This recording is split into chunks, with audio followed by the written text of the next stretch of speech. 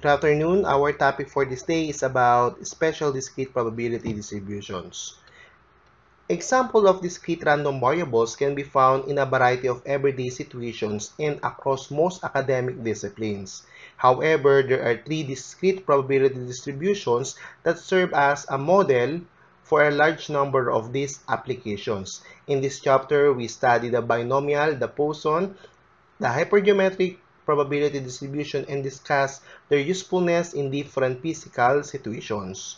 So since that we have three probability distributions, we're going to focus first on the binomial experiments. In binomial experiment, as stated in the presentation, it is an experiment often consists of repeated trials, each with two possible outcomes that may be labeled success or failure. A coin tossing experiment is a simple example of an important discrete random variable called the binomial random variable, because in coin tossing experiment we can have an outcome which are tail or head. And also, many practical experiments result in the data similar to the head or tail outcomes of the coin toss. For example, consider the political polls used to predict voter preferences in elections. Each sampled voter may be in favor or not favor on that particular candidate. If we dig it deeper, we have different properties of binomial experiment. A binomial experiment is one that has these 5 characteristics.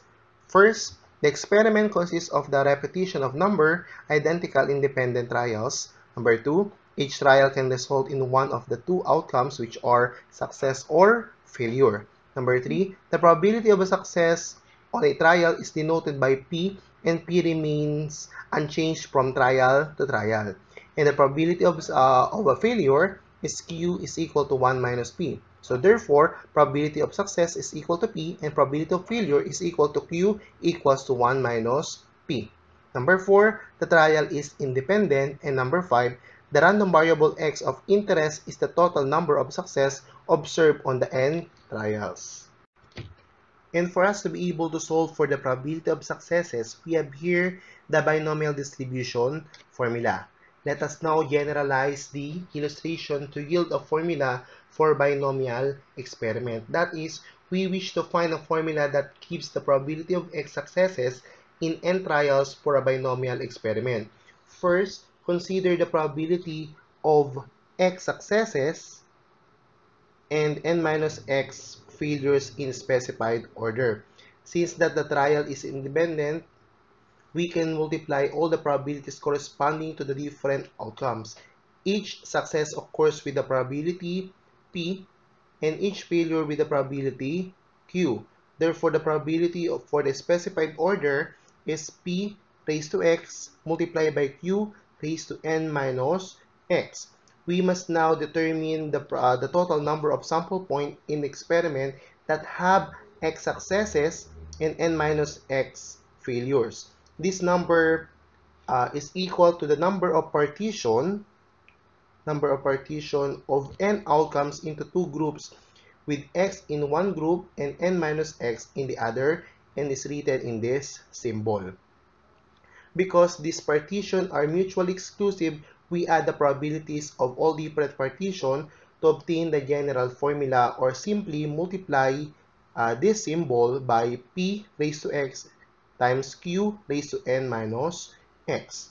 But then this partition, or number of partition, can be written as the formula of combination as this.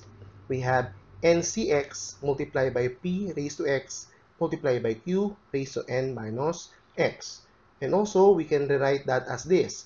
N factorial divided by X factorial multiplied by N minus X factorial multiplied by P raised to X multiplied by Q raised to N minus X.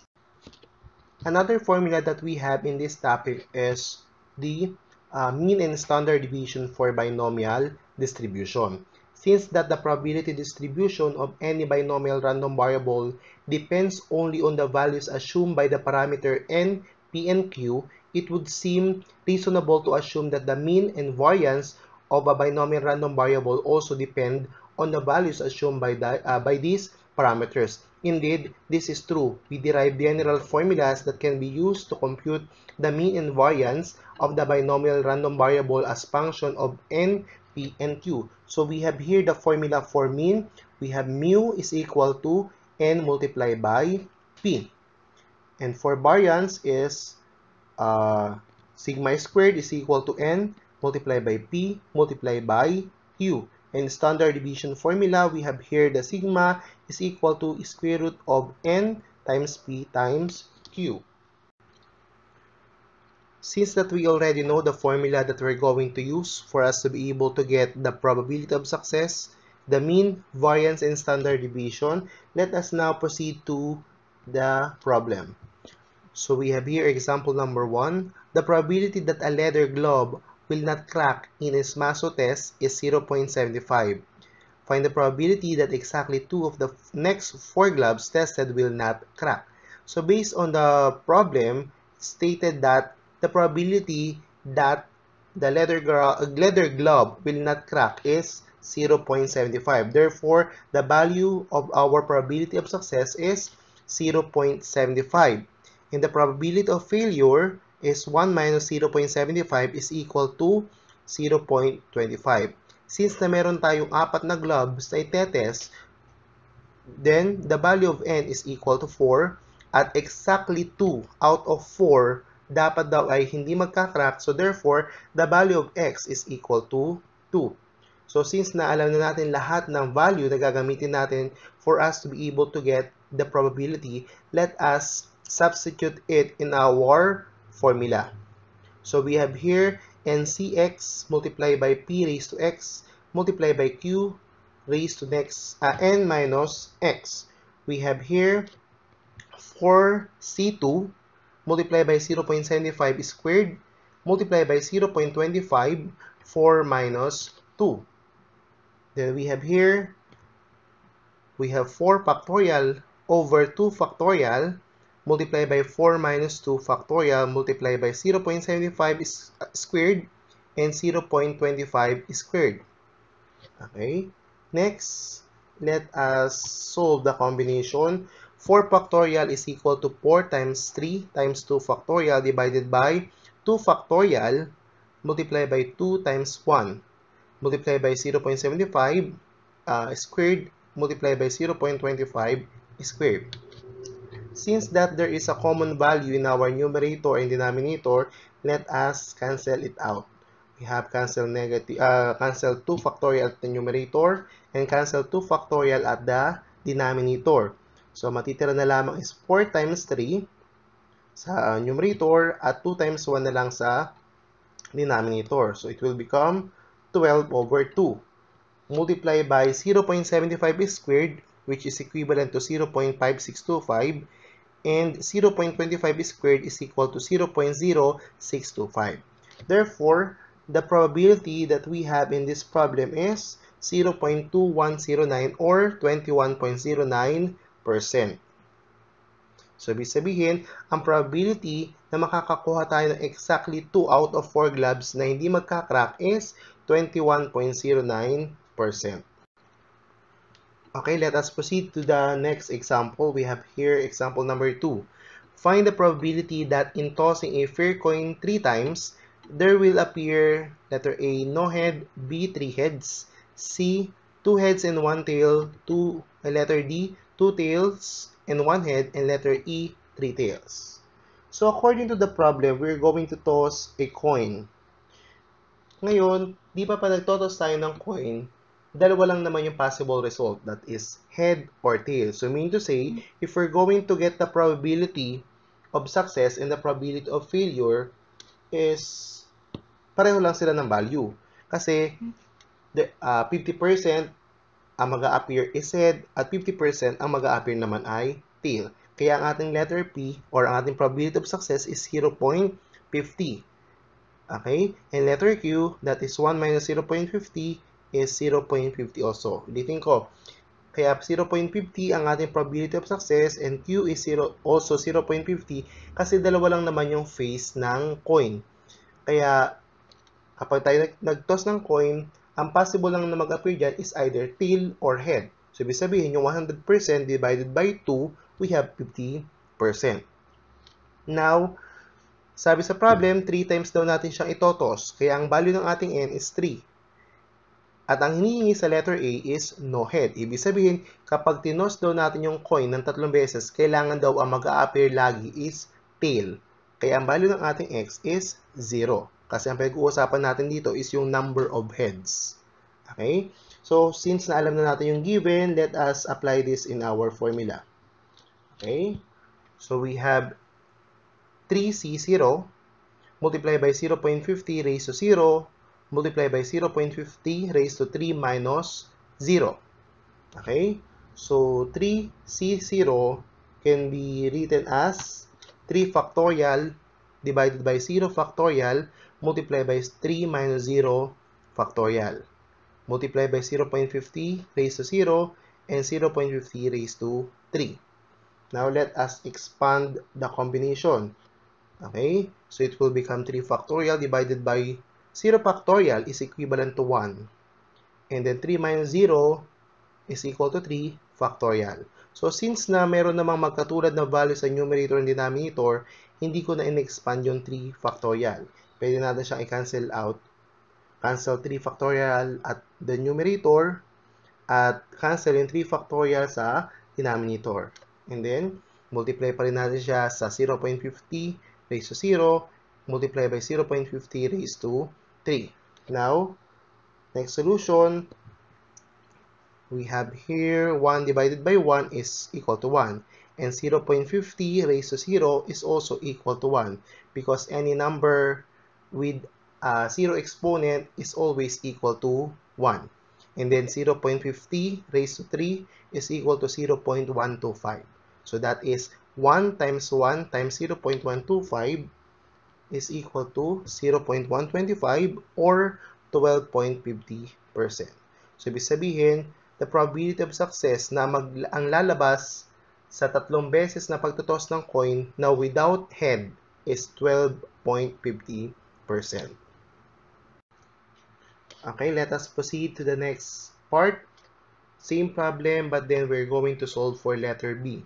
3 heads. Ibig sabihin, sa 3 beses natin itotos yung coin, dapat ang mag-a-appear lagi is head. So, in this case, let us get the given. So, probability of success or the value of P is 0.50 again. Of course, sabi ko nga sa inyo kanina, kapag nag-toss tayo ng coin, ang mag-appear lamang dyan, it's either head or tail. Ibig sabihin, meron silang tig 50% chance na sila yung mag-appear. So, letter Q or probability of failure is 1 minus 0.50 is equal to 0.50.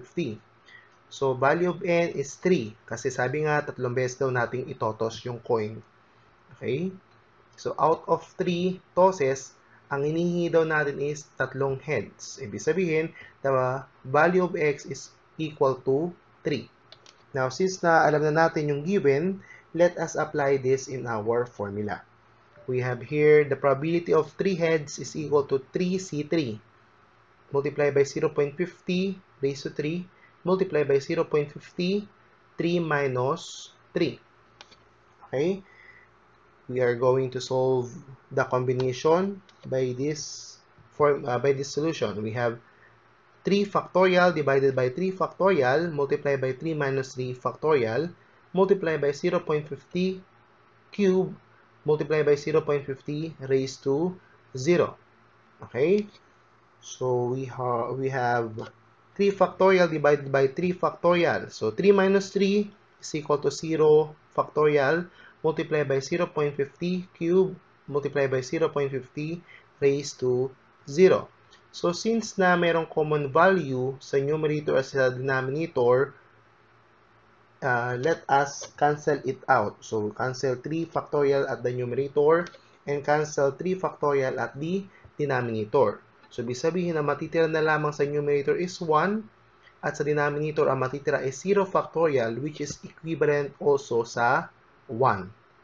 So, in that case, it will become 1 multiplied by 0.50 cube is equal to 0.125 and 0.50 raised to 0, any number with 0 exponent is always equal to 1. So in this case, we have 1 times 0.125 times 1 is equal to 0.1250 or 12.50%. Ibig sabihin, ang probability of success na mag-a-appear sa tatlong toss ng coin ay 3 heads is 12.50%. Okay, isolve naman natin yung kasunod. Letter C, we have 2 heads and 1 tail. So, ibig sabihin, sa tatlong toss ng coin, dapat daw ang mag-a-appear is 2 head at 1 tail. Okay? So, since napag-uusapan pa rin natin yung pagtutoss ng coin, ibig sabihin, ang ating probability of success is ganun pa rin, 0.50 pa rin. Okay? So, ang ating Q is ganun pa rin, 1 minus 0.50 is equal to 0.50. And then, ang ating N is ganun pa rin, 3 kasi nga tatlong beses itotos yung coin. Ang maiiba lamang is yung value ng X. Okay? Kasi ang hinihingi lamang sa letter C is 2 head. Kaya ang ating X is equal to 2. So, i-disregard na muna natin yung 1 tail kasi ang pinag-uusapan lang naman natin dito sa problem is yung number of heads appear in 3 tosses of coin. Okay? So, since na alam na natin yung given, let us solve the problem. So, the probability of 2 heads and 1 tail is equal to 3C2 multiplied by 0.50 squared multiplied by 0.50 raised to 3 minus 2. Okay? So, we have 3C2 is equal to 3 factorial over 2 factorial multiplied by 3 minus 2 factorial multiplied by 0.50 squared times 0.50 raised to 1. Okay? So, solve natin. 3 factorial is equivalent to 3 times 2 factorial divided by 2 factorial times 1 factorial. So, hindi ko na in-expand yung 2 factorial sa denominator kasi yung ating numerator is ginawa nating hanggang 2 factorial lamang. So, para makancel natin yung same value. So, let us cancel out 2 factorial. Okay? So, magiging solution natin na kasunod, we have 3 divided by 1 factorial is equal to 3. And then 0.50 squared is equal to 0.25. And then 0.50 raised to 1 is, of course, 0.50. Now, let us multiply these three values. We can get 0.3750 or 37.50%. Ibig sabihin, ang probability na mag-a-appear sa 3 tosses of coin na 2 heads and 1 tail is 37.50%. Okay? Okay, let us proceed to the next part, which is letter D. Okay, we have 2 tails and 1 head. Okay, so ganun pa rin. Ang focus pa rin natin is sa head. Ang hinihingi sa letter D is 1 head and 2 tails sa 3 tosses of coin.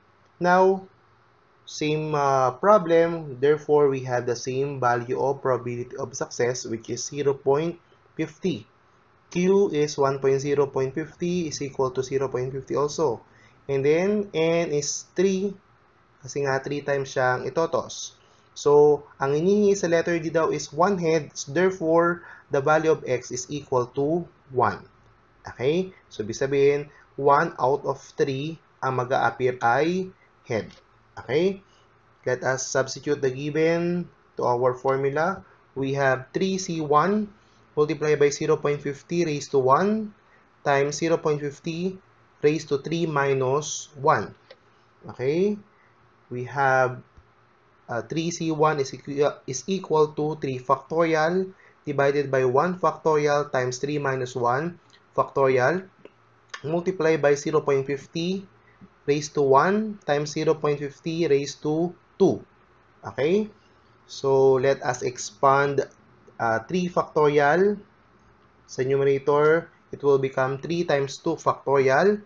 And then denominator, 1 factorial is equal to 1. And then 3 minus 1 is equal to 2 factorial. Okay? Hindi ko na-expand yung 2 factorial sa denominator kasi meron naman tayong 2 factorial din sa numerator. Okay? Multiply it by 0.50 raised to 1 and 0.50 raised to 2. Okay? So, since na meron common value sa numerator and denominator, cancel it out. Cancel 2 factorial sa numerator and denominator.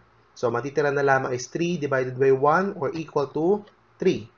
And then 0.50 raised to 1 is 0.50.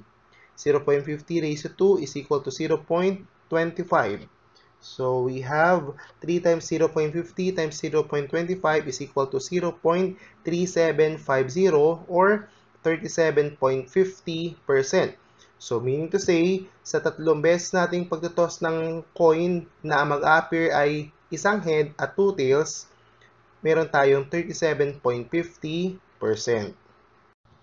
Okay, let us proceed to the last part, which is letter E, three tails. Okay, so actually letter E, three tails is almost or the same as letter A, which is no head. Okay, pareho sila na walang head na mag-a-appear sa 3 times of tossing that coin. So mean to say, our answer in letter A is the same as our answer in letter E. But then, iba lamang yung wording. Ang ginamit sa letter A is no head, and then, ang ginamit sa letter E is three tails. So, ibig sabihin, pareho lang siya ng magiging solution. Pero, let me show you the solution para at least mapakita ko sa inyo na magkatulad lamang sila. Okay? So, we have here the same probability of success, which is P is equal to 0.50. Q is 1 minus 0.50 is equal to 0.50. And natin is 3 kasi nga 3 times. And then ang ating X is 0. Bakit 0? Kasi nga sabi ko sa inyo, ang pinag-uusapan natin is yung number of heads. So, since na wala naman tayong makukuha, hindi man tayo nag-expect ng head sa letter E kasi ang mag-a-appear daw dapat is tatlong tail, kaya ang ating number of heads is 0 or the value of X is equal to 0. Now, let us present it or let us substitute our given in our formula. Okay, we have 3C0 multiplied by 0.50 raised to 0 and 0.50, 3 minus 0. Okay, so 3C0 is equivalent to 3 factorial over 0 factorial multiplied by 3 minus 0 factorial multiplied by 0.50 raised to 0 and 0.50 raised to 3. Okay, then we have 3 factorial divided by 0 factorial is equivalent to 1. And then 3 minus 0 is equal to 3 factorial. 0.50 raised to 0 times 0.50 raised to 3. Okay, common value, 3 factorial sa numerator and denominator. Cancel out. Matitira na lamang sa numerator is 1, sa denominator is 1, so therefore that is equivalent to 1. And then 0.50 raised to 0 is 1. Kasi any number with exponent 0 is always equal to 1. And then 0.50 raised to 3 is equal to 0.125. So that is 1 times 1 times 0.125 is equal to 0.1250 or 12.50. So mean to say, the probability that 3 tails appear in 3 tails of coin is equivalent to 12.50%. Okay, so since that we already solved this problem from letter A to letter E, what we're going to do is to check our answer if that answers are all correct. So for us to be able to check, the summation of all answer must be equal to 1.0. So we're going to get the summation from A, B, C, D, except for letter E. Kasi nga sabi ko sa inyo kanina, letter E is just the same as letter A.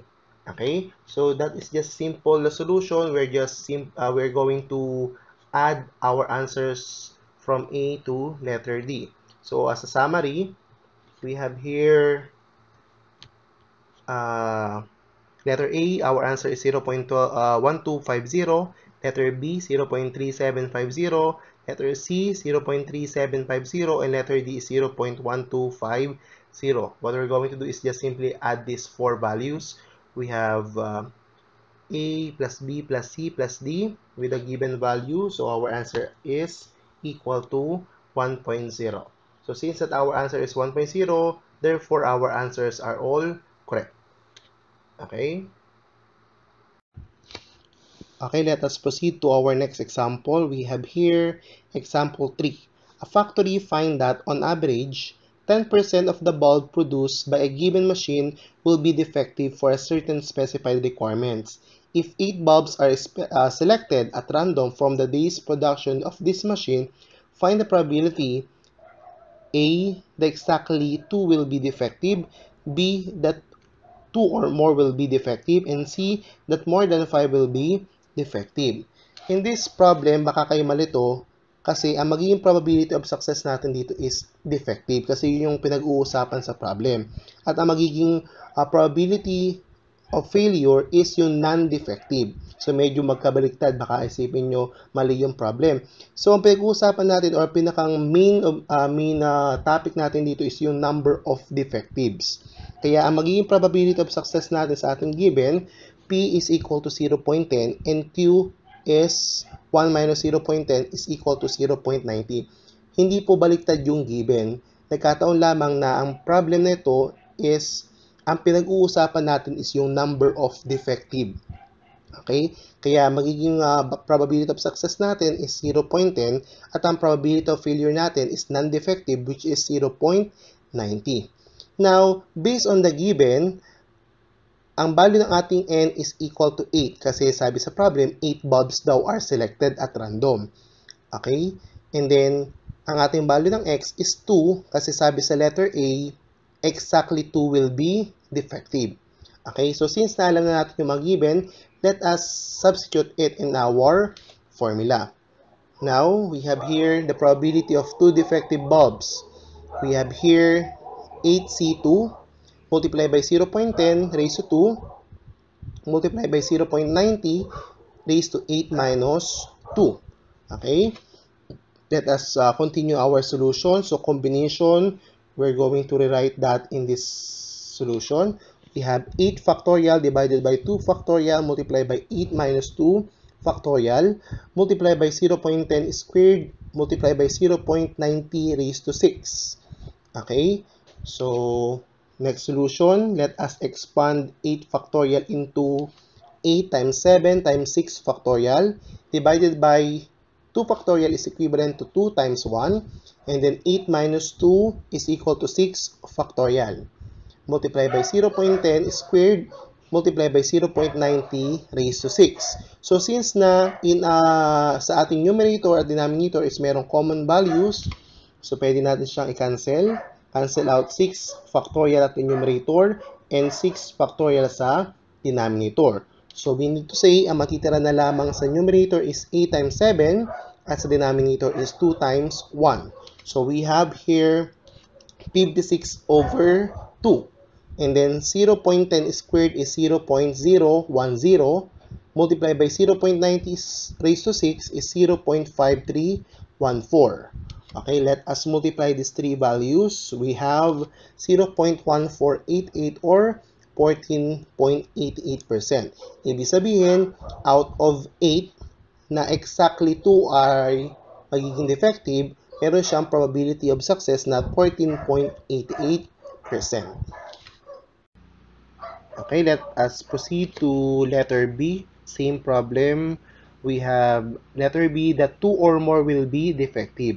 So in this problem, since nawalo yung bulb na isa-select randomly at ang sabi is 2 or more will be defective, ibig sabihin, pwedeng maging 2, 3, 4, 5, 6, 7, or 8 yung number of defectives.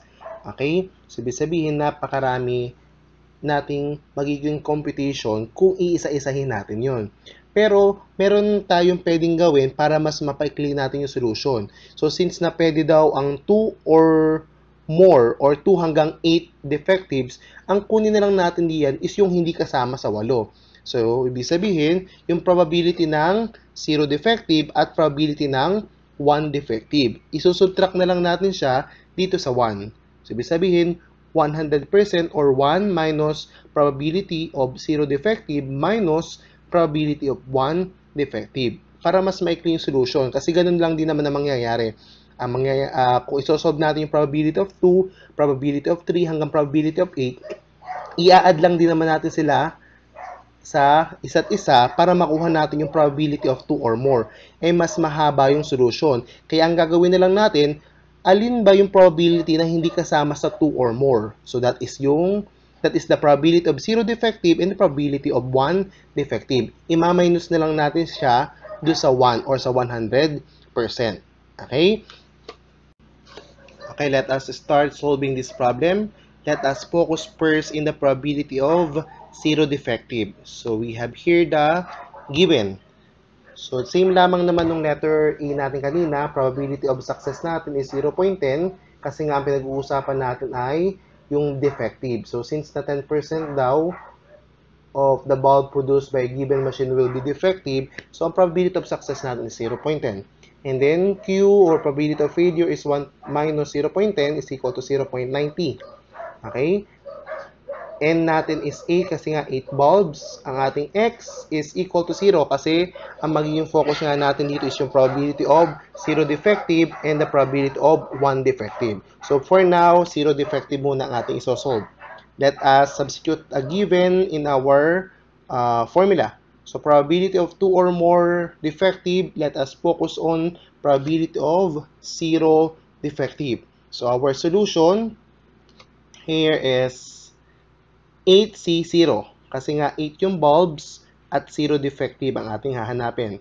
So we have multiply by 0.10 raised to 0, multiply by 0.90 raised to 8 minus 0. So next solution, 8C0 is equal to 8 factorial divided by 0 factorial multiply by 8 minus 0 factorial multiply by 0.10 raised to 0 multiply by 0.90 raised to 8. Okay, let us continue. We have here numerator is 8 factorial pa rin. Okay, denominator is 0 factorial is equivalent to 1. Okay, and then 8 minus 0 is equal to 8 factorial multiply by 0.10 raised to 0 multiply by 0.90 raised to 8. Okay? So, hindi ko na in-expand yung 8 factorial dito kasi mayroon din naman tayong 8 factorial sa denominator. What we're going to do is to cancel na lamang yung common value. So, cancel out 8 factorial and 8 factorial sa denominator. So, ang natira na lamang dito sa fraction na ito is 1 over 1 which is equal to 1. Multiply by 0.10 raised to 0. So, any number with 0 exponent is always equal to 1. Okay? And then 0.90 raised to 8 is 0.4305. So let us multiply these three values. We have 0.4305. So ibig sabihin, ang probability of success na mag-a-appear or ang lalabas sa 8 na bulb is 0 is equal to 0.4305. Next is the probability of 1 defective out of 8 or 8 bulbs selected randomly. So we have here the same given. Ang mababago lamang dito is yung value ng x kasi nga 1 defective ang ating isosolve. So therefore, ang value ng ating x is equal to 1. Okay? So we have here the probability of 2 or more defective. Particularly, we're solving for probability of 1 defective. We have here our solution.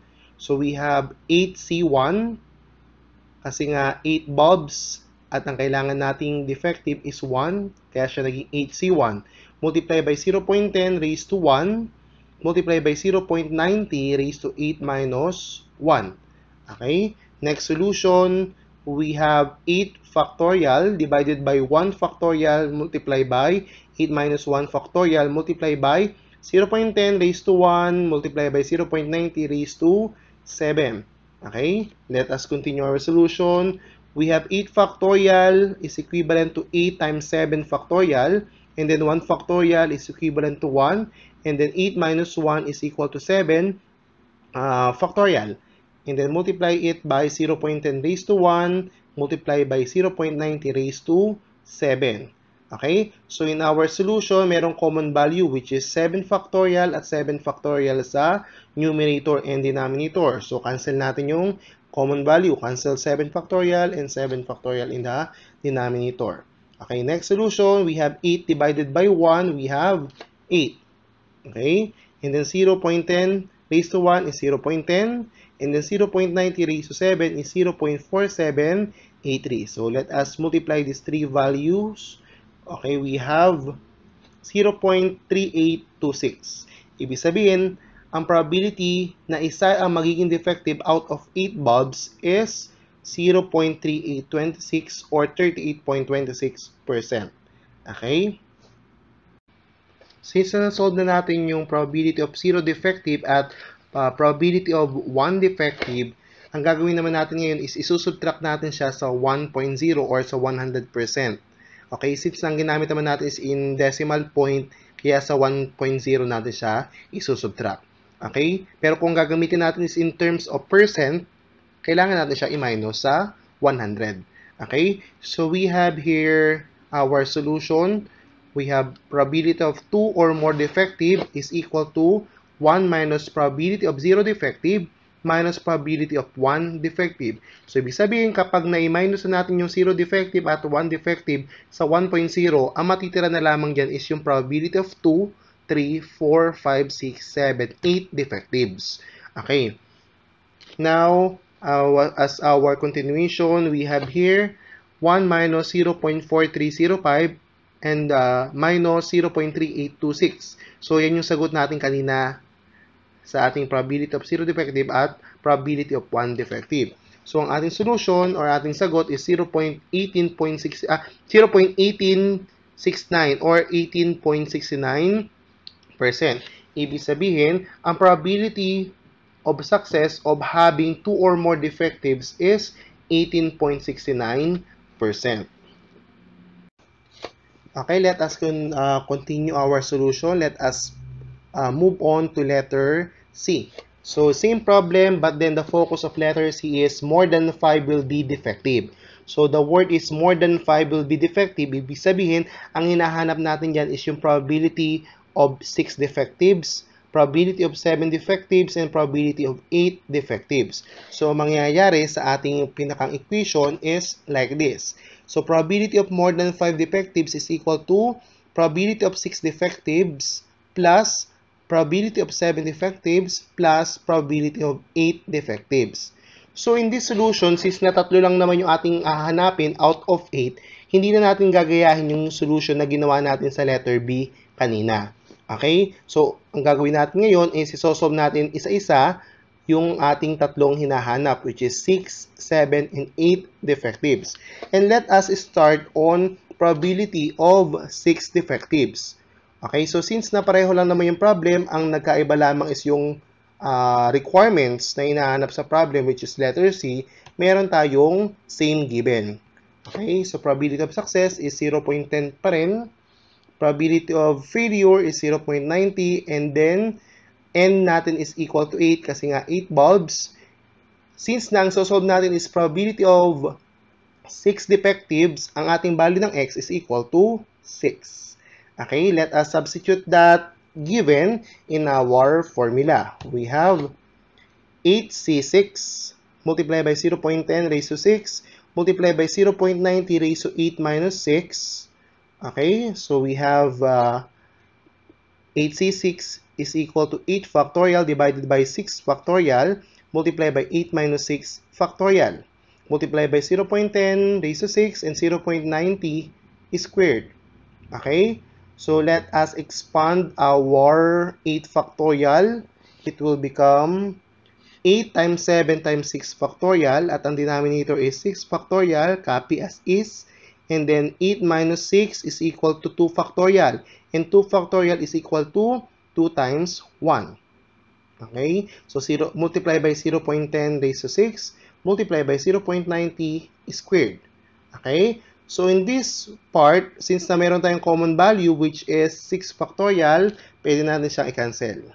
Okay, ang matitira na lamang sa numerator is 8 times 7 at sa denominator is 2 times 1. So we have 56 over 2. Okay, multiply by 0.10 raised to 6, we have 0.0000010. Multiply by 0.90 squared is 0.81. So, i-multiply natin itong tatlong values. It is equal to 0.00000 0.00002268. Okay, so ibig sabihin, ang probability of having 6 defectives out of 8 is itong value na to. Okay? Okay, doon naman tayo sa next part na kung saan ang hinahanap naman natin is yung 7 defectives. Okay? So, we have same given. Ang mababago lamang is yung value ng x kasi nga 7 defectives. So, therefore, ang value ng ating x is equal to 7. Okay? As our solution, we have 8c7 multiplied by 0.10 raised to 7 multiplied by 0.90 raised to 8 minus 7. Okay, so as our continuation, we have here 8 factorial divided by 7 factorial multiplied by 8 minus 7 factorial multiplied by 0.10 raised to 7 multiplied by 0.90 raised to 1. Okay, next solution, we have 8 factorial is equivalent to 8 times 7 factorial divided by 7 factorial, and then 8 minus 7 factorial is equal to 1 factorial, and 1 factorial is equivalent to 1. Multiply by same value, 0.10 raised to 7 and 0.90 raised to 1. So, since na common uli ang 7 factorial, cancel out natin siya. Okay? Ang natira na lamang sa numerator is 8 at natira sa denominator is 1. So, therefore, we have 8 multiplied by 0.10 raised to 7 is equivalent to 0.00000010 multiplied by 0.90 raised to 1 is 0.90. Okay? So, as a product of these three values, we have 0.00000072. So, ibig sabihin, ang probability of success of having 7 defectives out of 8 is these values. Then, lastly, we have 8 defectives. Okay, ibig sabihin, lahat ng bulb na isinelect natin are all defectives. Okay, so we have here the same given. Ang naiba lamang uli is yung value ng x kasi nga sa lahat ng bulb na isinelect natin randomly, lahat daw siya is magiging defective. Kaya we have x is equal to 8. So in this solution, we have 8c8 multiplied by 0.10 raised to 8 multiplied by 0.90 raised to 8 minus 8. Okay?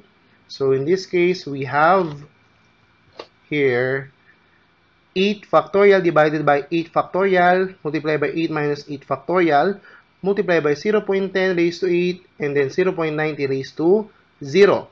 Okay? Let us continue. We have here 8 factorial divided by 8 factorial, then 8 minus 8 is 0 factorial. And we all know that 0 factorial is equal to 1. Okay? Then, multiply by 0.10 raised to 8, 0.90 raised to 0. So, common ng 8 factorial, cancel it out. And then, ang natira na lamang sa numerator is 1, ang natira sa denominator is 1. So, therefore, that is 1 divided by 1 is equal to 1. And then, 0.10 raised to 8 is equal to 0.0000000010. Multiplied by 0.90 raised to 0, and any number with the exponent 0 is always equal to 1. So, means say our answer is equal to 0.00000001. Okay, ibig sabihin, ang probability of success na lahat ng bulb na sinelect natin randomly ay defective is itong value na to. Okay?